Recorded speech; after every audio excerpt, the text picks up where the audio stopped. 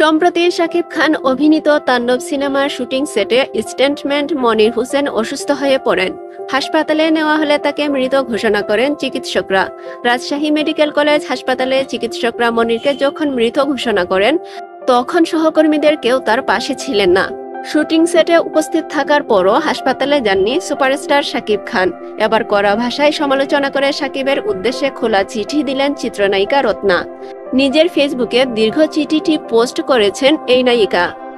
রত্না তার চিঠিতে বলেন, সুপ্রিয় খান সাহেব, এই যে যুগের পর যুগ হাততালি পেয়ে যান, ভিলেনের উপরে উড়ে এসে পড়েন, নায়িকাকে ভিলেন থেকে বাঁচান, তার পুরো কৃতিত্ব কিন্তু দর্শক না জানলেও আপনার আমার জানা। আপনার তাণ্ডব সিনেমার সেটে মনির মারা গেলেন, আপনি একবারও তার পাশে দাঁড়ালেন না। এটা নতুন নয়, আপনি কখনো পিছনের গল্প মনে রাখেন না। এখন সময় এসেছে পর্দায় নয়, বাস্তবে নায়ক হয়ে ওঠার।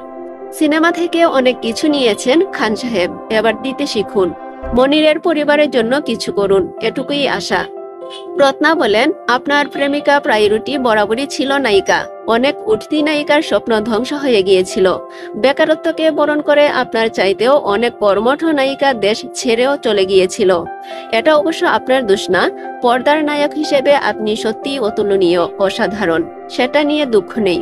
রূপালী পর্দার পাশাপাশি বাস্তব জীবনে নায়ক হয়ে ওঠার আহ্বান জানিয়ে রত্না বলেন, এখন বাস্তবে নায়ক হয়ে দেখান। সিনেমা থেকে অনেক কিছু পেয়েছেন, অনেক নিয়েছেন, এখন দিতে শিখুন। যতই ইংরেজি শিখেন, পাকিস্তানি ভাষা বলতে পারেন আর হিন্দি ভাষা বলে ভাবা পান। আপনি কিন্তু বাংলা চলচ্চিত্র আর বাংলাদেশেরই একজন মানুষ। প্রয়াত স্টান্টম্যান মনিরের পরিবারের জন্য কিছু করার আহ্বান জানিয়ে রত্না বলেন, আজকের এই শাকিব খান হওয়ার পিছনে যে অবদানগুলো ছিল আর কেউ না জানলেও আপনি কিন্তু জানেন। সব ভুলে যান, দুঃখ নেই, কিন্তু যারা এখন আপনার সাথে লেগে আছে তাদেরকে ভুলে যাবেন না, তাদের পাশে একটু দাঁড়াবেন আশা করছি। মনিরের পরিবারের জন্য অবশ্যই কিছু করবেন প্রত্যাশা রাখলাম। নারায়ণগঞ্জের সন্তান স্টান্টম্যান মনির। সিনেমার ঝুঁকিপূর্ণ দৃশ্যগুলো আড়াল থেকে বাস্তবে রূপ দিতেন। তার শেষ বিদায়টাও খুব নীরবে হয়ে গেল।